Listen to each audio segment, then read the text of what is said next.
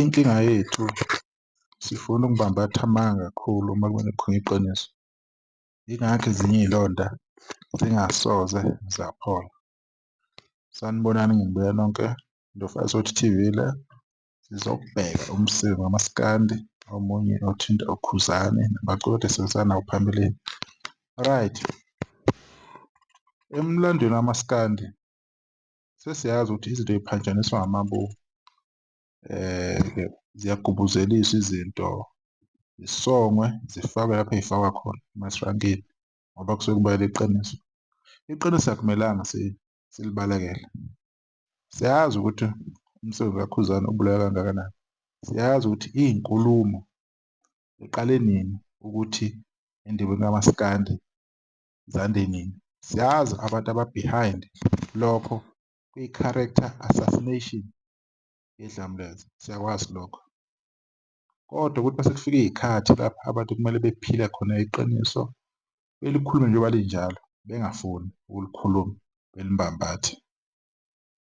La umsebenzi kaKhuzani eyabulawa le, icindezelwa ngayo yonke indlela. Umjolo loyo wamdela amazondo amakhulu uKhuzani cause kwakuneqeqebana, umuntu or abantu ababenza ngayo yonke indlela ukuthi azondeke ngoba nje icala likaKhuzani kuwukuhlanza unyaka, abantu bevote ngoba beyithandile ingoma. Kuba nomuntu owakhuluma the whole year ecindezela lokho, ecisha lowo mlando loyo. So manje-ke lokho kufihlelwana, why kungakhulunywa kube yiqiniso eliba sobala ukuthi cha, ubani akenzanga kahle.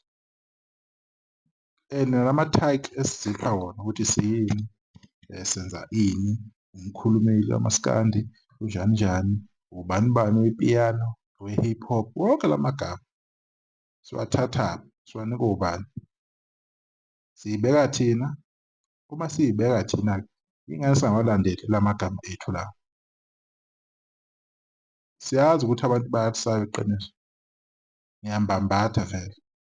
Lokho-ke akukumangazi, vele indlu emnyama even nasey'ntweni ey'thinta ubukhosi kudala, uma uthi uyalandelela, kuningi okwenzeka phambilini, kwafihla, kwagxotshwa, kwahlala phezu kwakho okwangavela. So abantu beye becabanga ukuthi leyo mpilo leyo iyona yona mpilo okumele kuphilwe ngayo yokuthi kufihlwe izinto. Umkhulekela wathuka kakhulu, ethuka ukuthi usondelene noKhuzani, bathi umculo wakhe awubona ngathi uyaphi, kwenzakalani. Ubaba u-Ali Gube naye ukwathola amachaphazela, kungaziwa ukuthi kwenzakaleni. UGatsheni wona nje ngokuthi kulo muntu ofuna ukuthi kuvaleke umsebenzi wakhe, wagijima lonke uhlobo lomuntu luyomgxeka. Kwaze kwalimala umsebenzi kaGatsheni agcine ukuwukhipha nyakenye ngoDisemba ngeyi-15. Zibuze-ke ukuthi ena abantu bakwenzelani lokho, yingoba banikwe abantu amandla ukuthi yenzani bafana. Nangu ubani sethi uyanyakaza, mcindezeleni. UGatsheni ngokusabela ukuthi no, lento singazisuse uthuthuva, waseyayiyeka leyo voice note eyayikhona, wayengeke asukule amanga, akahlali impela. Evuzile, wathola amachaphazela wena engazi nokuthi yini ayone kubani. So kwesinye isikhathi ngimbambatha nento engenasidingo. Umuntu ongenzanga kahle akenzanga kahle bafowethu. Umuntu mengakade engakhulumi kahle, kade engakhulumi kahle. Akudingeki lokhu siyale sizame ukuthola izinto ukuthi kwenzakalani. Awukwazi ukuthi wena uma ukhuluma kube nesayidi oyohlezi ulibona ububi. Awukhulisi mculi lapho, ayikho into oyenzayo, uyalwa, uyadicilela. Ilokho okumele sikuvume, singakubalekeli ngoba kade kungenzeki kula bantu laba nina enibathandayo. Vele bekwenzeka abantu eningabafuni vele. Yingakho benibona ngathi umuntu uma enze into ethize akekho wrong, yikuphi, ugxeke bani cause lokho akusho kuyikho. Yingoba yini bengakhulunywa la baculi enibathandayo. Yingakho bekulula-ke ukuthi nithi aniboni umuntu ububi ade benza. Bafowethu, odadewethu, ngane zakwethu, singay'khohlisi.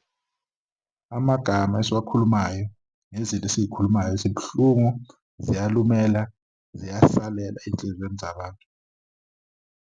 Umuntu owamona athenisa noma sekaxolelana i-fight noma yayinzima yadlula, kodwa usabazi ububo nomesa kubona ukuthi hayi bani ngoba wangenza kanje kanje, uyakhumbula lezo khathi lezo, ngoba leyo nto leyo ayidlulanga yamphatha kabi. Sawuthi uyacabanga emuva uyabona ukuthi hheyi umuntu usebuya kude. So asikuvumeni-ke ukuthi uKhuzani wacindezelwa, singalokhu sikubalekela. Kwaba nabantu or umuntu owaphuma umkhankaso ukuthi mina ngicindezela uKhuzani, amandla engizowathola, i-platform engizoyithola eyokucindezela uKhuzani ngayo yonke indlela. Lokho akuvunywa, kunalokho kubalekwa kukhulunywa izinto ey'ningi, lokho kubambathwa kuyiwa le kuyiwa le kuyiwa le, iyona into ebhedayo. Le nkulumo ayibheke kumuntu, le nkulumo ayiqonde muntu, iqonde ekuthenini iqiniso kumele silimele ngesinye isikhathi khona kuyoba right, sizokwazi ukuthi siqhubeke siye phambili kalula, kungabi no-but, kungabi namathizethize. Sikuvume nje lokho ukuthi yonke into ebeyenzeka kuKhuzani bengayi-deserve. Kwakuyini icala lakhe? Ukuwina i-Song of the Year, ukuthi kunabantu abamthandayo, uyavotelwa, uyawina. Yini ebi-wrong abayenza? Ngokuthi naye ufuna ukuphila njengawo wonke umuntu. Icala lakhe bekuyilelo nje ukuthi yena uyi-citizen yalapha e-South Africa, bengaku-deserve lokho, beku-deserve-a bani? Lo obethe na akadeli yini? Wena lapho osuke ukhona uyadela, lapho osebenza khona awuphumi ngani udedele abanye abantu besebenza, ngoba ngabantu abangasebenzi. Abantu beney'mali nje ey'nkaka abahlephuleli ngani abanye abantu iy'mali, basahleleni kwiqhawe. Why yena kumele kube yena yedwa oqhaliswayo? So zonke lezi zinto lezo ezingayenza . Lokho nje kumele sikuvume ukuthi noma kade bekhuluma be-preach-a le ndaba yokuthi hhayi bona kade becindezela. Lokho kade nimwenza kuKhuzani bekuyini khona? Bengeke ukumcindezela, ukumvalela nimthele iphalishi ekudleni kwakhe. Asithembe ukuthi sizokhula sibone izinto ezi-wrong esizenzayo singabantu, si-realise i-impact yokuthi izinto esiyikhulumayo, amakhomenti esiwabhalayo emaphostini abantu abangabaculi, sibagxeke nje isidingo singekho, ayikho right, iyawudistebha umsebenzi wabo ngenye indlela. So mina-ke angilokhu ngiyale ngiyale, indaba ngiyibeka njengoba injalo. Le nto ayiqonde kumuntu, iqonde kuwona wonke umuntu ogxeka uKhuzani ngaphandle kwesizathu, bese kufuna ukubambatha kubantu kuyabhokwa, kubantu kuyadlalwa.